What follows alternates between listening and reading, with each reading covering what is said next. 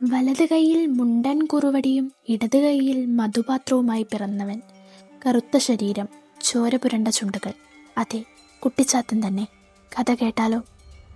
ശിവനും പാർവതിയും വള്ളുവനും വള്ളുവത്തിയുമായി വേഷം മാറി ഭൂമിയിലൂടെ സഞ്ചരിക്കുന്നതിനിടയിൽ അവർക്ക് ഒരു കുഞ്ഞ് ജനിക്കുന്നു.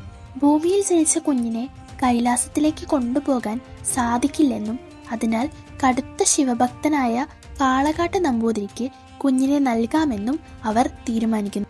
കാളകാട്ട് ഇല്ലത്തിന്റെ വാതിൽക്കൽ അവർ കുഞ്ഞിനെ ഉപേക്ഷിക്കുന്നു.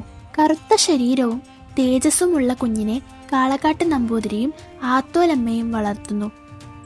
വളരുംതോറും ബ്രാഹ്മണാചാരങ്ങൾക്കെതിരായി അവൻ വളർന്നു.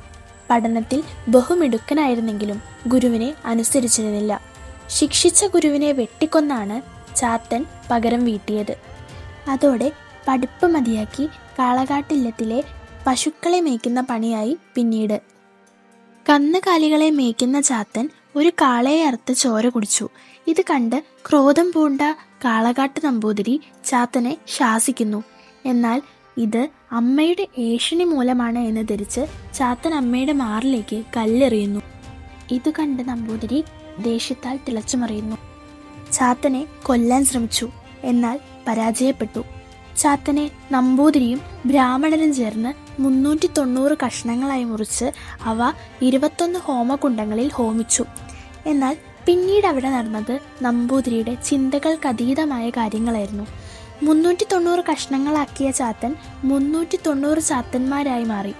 പൂവിൽ വീണവൻ പൂക്കുട്ടിയായും പറന്നുപോയവൻ പറക്കുട്ടിയായും കരിയിൽ വീണവൻ കരിങ്കുട്ടിയായും പുനർജനിച്ചു.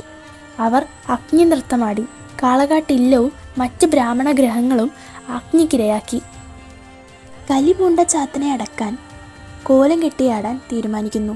അങ്ങനെയാണ് ഇന്ന് നമ്മൾ കാണുന്ന തെയ്യക്കോലങ്ങൾ ഉണ്ടാവുന്നത്.